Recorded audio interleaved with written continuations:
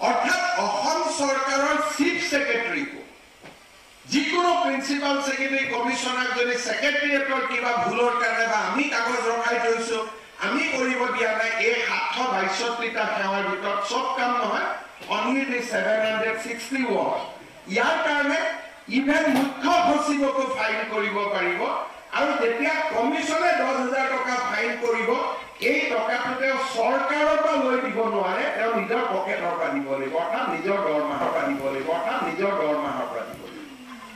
অৰ্থাৎ সাধাৰণ আৰু কাক দিব লাগিব যাৰ কামটো দিলে হলি মানুহজনে এই টকাটো পাব এই টকাটো কোনো কিবা দাতব্য অনুষ্ঠানত নাযায় আবেদনকাৰী এই টকাটো পাব যে মোৰ অহা যোৱা খৰচৰ বাবদ এই 10000 টকা ফাইনৰ টকা আপোনাৰ একাউণ্টত জমা দিব আৰু আজি এই সুন্দৰ মুহূৰ্তটো আহি পৰিলে য'ৰ পৰা নেকি এতিয়া ৰাইট টু পাব্লিক সাৰ্ভিস কমিশনে তেওঁলোকে এফেক্টিভলি ফাংচন কৰা আৰম্ভ কৰিব এতিয়া আমি ৰাইট টু পাব্লিক সাৰ্ভিস কমিশনত এই গোটেই ব্যৱস্থাটোক আমি কেনেকে ফলপ্ৰসূ কৰিম আজিৰে পৰা যেতিয়া আমাৰ কোনোবা এটা সেৱা আমি সেৱা সেতু পোৰ্টেলত বিচাৰিম আবেদনখন অগ্ৰাহ্য হ'ল বা আবেদনখন বিলম্ব হ'ল দুটা হ'ব পাৰে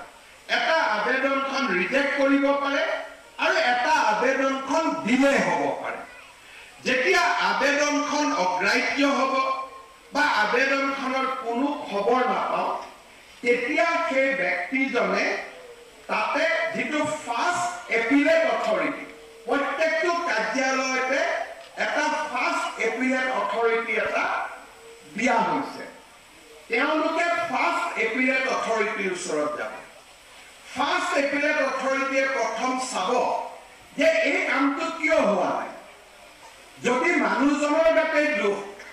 তেওঁ কিবা এটা দিয়া নাই বা যথেষ্ট ফোন কৰি আছো কথা পাতি আছো চিঠি পঠাই আছো মানুহজন অহা নাই বা মানুহজনে সহযোগিতা কৰা নাই একো সমস্যা নাই বা চৰকাৰী ৰুলে এই কামটো কৰিব নকয় কোনো সমস্যা নাই কিন্তু একো সমস্যা নাই কামটো কৰি দিয়া নাই সেই ফাৰ্স্ট এপিলেট অথৰিটিয়ে অফিচাৰজনক প্ৰথম ক'ব আপুনি কামটো কৰি দিয়ক আৰু অফিচাৰজনক 100 টকাৰ পৰা 5000 টকা জৰিমনা কৰিব পাৰি কি ডিলিং এসিস্টেন্টটো হ'ব পাৰে কাৰণ টেকনলজিৰ কথা মই আগতে ক'লো টেকনলজিয়ে ক'ব কামটো ক'ত কৰি আছে আৰু যদি গোটেই কেইজনৰ মিলাপ্ৰীতিৰ কামটো নোহোৱাকৈ আছিল ডিচিৰ পৰা এলডি জনলৈকে তেতিয়া এই 100 টকাৰ পৰা 5000 টকাটো কাৰ ভাগত পৰিব হেতু ফাৰ্স্ট এপিলেট অথৰিটিয়ে ডিস্ট্ৰিবিউট কৰি দিব যে ডিলিং এসিস্টেন্টজনক 200 টকা দিব ইউডি জনে 200 টকা দিব ডেপুটি সেক্ৰেটাৰীয়ে 500 টকা দিব আৰু অমুকে 1000 টকা দিব আৰু এই টকাটো চৰকাৰে নিদিয়ে অফিচাৰজন আৰু বিষয়া কৰ্মচাৰী দৰমহাৰ প্ৰায় টকাটো দিয়া হ'ব চৰকাৰে এইটো টকা নিদিয়ে অফিচাৰজনে নিজৰ দৰমহাৰ প্ৰায় এই টকাটো দিব লাগিব নিজৰ স্যালাৰিৰ পৰা দিব লাগিব বা এলডি এসিস্টেন্ট জনে ইউডি এসিস্টেন্ট জনে ডেপুটি সেক্ৰেটাৰী জনে এটা নিজৰ পকেটৰ পৰা এই টকাটো দিব লাগিব তাৰ মানে আজিৰ পৰা আমাৰ যদি কিবা কাম হোৱা নাই আমি ডিসি ৰুমত গৈ তেওঁক ৰিকুৱেষ্ট কৰি থাকিব নালাগে যে মোৰ কামটো কিয় হোৱা নাই কাম বুলি ক'লে চাকৰি খোজাটো কাম নহয় ট্ৰান্সফাৰটো কাম নহয় এই 763টা সেৱা যেটো আমাৰ অধিকাৰ সেই অধিকাৰ কেইটা যদি আমাৰ হোৱা নাই আমি প্ৰথম পঞ্জীয়নভুক্ত ফাৰ্স্ট এপিলেট অথৰিটিৰ ওচৰত যাম যদি ফাৰ্স্ট এপিলেট অথৰিটিজন আমাৰ কাম কৰি দিয়া নাই তেওঁ নুশুনিলে তেতিয়া আমি সেকেন্ড এপিলেট অথৰিটিৰ ওচৰত যাম আৰু সেকেন্ড এপিলেট অথৰিটি যি ডিপাৰ্টমেন্টে নটিফাই কৰিব তেওঁ ফাইন দিব পৰা ক্ষমতা হ'ব প্ৰথমজনৰ 1000 পৰা 5000 টকা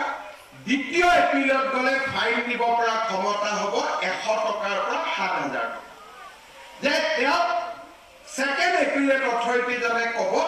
যে এই গোটেই ব্যৱস্থাটো দিলে হ'ল ফাৰ্স্ট এপিলেট অথৰিটি জনেও কামটো নকৰিলে গতিকে এইবাৰ 7000 টকা ফাইন হ'ব হয়তো ফাইনৰ এটা পোৰশন ফাৰ্স্ট এপিলেট অথৰিটি জনেও পকেটৰ পৰা দিব লাগিব কাৰণ তেওঁ পেলাই থৈ দিলে সেকেন্ড এপিলেট অথৰিটি অথৰিটিজনে ফাইনটো ডিষ্ট্ৰিবিউট কৰিব এতিয়া ফাৰ্ষ্ট এপিলেট অথৰিটি আৰু ছেকেণ্ড এপিলেট অথৰিটি দুইজনে আমাৰ বিষয়া অৰ্থাৎ প্ৰত্যেক অফিচতে তেওঁলোক কৰ্মচাৰী বা বিষয়া গতিকে ডিচিৰ ওপৰত এতিয়া কোনে ফাইন দিব ডিসি অফিসরেতো এজন এডিসি ফার্স্ট এপিলেট অথরিটি হবো গতিকে ফার্স্ট এপিলেট অথরিটি জনে ডিসিক তো ফাইন ধরিব নোৱাৰিব এই ফাৰ্স্ট এপিলেট অথৰিটি আৰু সেকেন্ড এপিলেট অথৰিটি ন্যায় নোপোৱাৰ লগে লগে মানুহজনে ৰাইট টু পাব্লিক সাৰ্ভিস কমিশনত আহিব আৰু ৰাইট টু পাব্লিক সাৰ্ভিস কমিশনে ডাইৰেক্ট কথা শুনিব পাৰে এনেকুৱা নহয় যে এপিল কৰিহে তেওঁলোকৰ ওচৰত আহিব তেওঁলোকৰ ওচৰত যদি ডাইৰেক্টলি কোনোবাই কমপ্লেইন দিয়ে সেইটো তেওঁলোকে ফাৰ্স্ট এপিলেট অথৰিটিলৈকে ৰেফাৰ কৰি পঠিয়াব পাৰে আৰু কমিশনে ৰেফাৰ কৰিলে অথৰিটিয়ে শুনিবই লাগিব কমিশনৰ অধিকাৰ থাকিব 100 পৰা 10,000 টকা ফাইন যে অফিচাৰজনে কামটো কৰি দিয়া নাই মই চালো আৰু 100 পৰা 10,000 টকা তেওঁ ফাইন কৰিব পাৰিব আৰু কমিশনাৰ এই আৰটিপিএছ কমিশন জনে মুখ্য সচিবকো 10,000 টকা ফাইন কৰিব পাৰিব অৰ্থাৎ অসম চৰকাৰৰ চিফ সেক্ৰেটাৰীকো যিকোনো প্ৰিন্সিপাল সেক্ৰেটাৰী কমিশনাৰ যদি সেক্ৰেটাৰিয়েটৰ কিবা ভুলৰ কাৰণে বা আমি কাগজ ৰখাই থৈছো আমি কৰিব দিয়া নাই এই 762টা সেৱাৰ ভিতৰত সব কাম নহয় only the 761 ইয়াৰ কাৰণে ইভেন মুখ্য সচিবকো ফাইন কৰিব পাৰিব আৰু যেতিয়া কমিশনে 10,000 টকা ফাইন কৰিব এই টকাটোতে চৰকাৰৰ পৰা লৈ দিব নোৱাৰে তেওঁ নিজৰ পকেটৰ পৰা দিব লাগিব অৰ্থাৎ নিজৰ দৰমহাৰ পৰা দিব লাগিব অৰ্থাৎ সাধাৰণ আৰু কাট দিব লাগিব যাৰ কামটো দিলে হ'ল ইমান মানুহজনে এই টকাটো পাব এই টকাটো কোনো কিবা দাতব্য অনুষ্ঠানত নাযায় আবেদনকাৰী এই টকাটো পাব যে মোৰ অহা যোৱা খৰচৰ বাবদ এই 10,000 টকা ফাইনৰ টকা আপোনাৰ একাউণ্টত জমা দিব লাগিব এটা এখিনি কোৱাৰ পিছত অহা ইলেকশ্যনত আমি পোষ্টেল বেলটত ভোট পোৱা দিগদাৰী আছে এইটো কৈ জানো কৰ্মচাৰীসকলে বহুত কষ্ট পাব বেয়া পাব কিন্তু বহুত মানুহে ভাল পায় আৰু এই কামটো ইতিমধ্যে 7খন ৰাজ্যত চলি আছে 7খন ৰাজ্যত এই ব্যৱস্থা চলি আছে আৰু এই ব্যৱস্থাটো যদি আমি ভাল কৰি চলাব পাৰো এই 770টা সেৱা এনেকুৱা যিখিনি ৰাইজৰ অধিকাৰ ইয়াত কোনো গণ্ডগোলীয়া সেৱা একো নাই মোৰ ল'ৰা জন্ম হৈছে বাৰ্থ চাৰ্টিফিকেটখন পাব লাগে মোৰ দেউতাৰ মৃত্যু হৈছে ডেথ চাৰ্টিফিকেটখন মই পাব লাগে মোৰ ল'ৰা স্কুলৰ এডমিশনৰ সময় হৈছে গতিকে এডমিশন কৰাৰ আগতে বাৰ্থ চাৰ্টিফিকেটখন নাপালে তুমি এডমিশন নাপাও গতিকে যদি এডমিশনে নাপাও তাৰটো জীৱনটো ধ্বংস হৈ যাব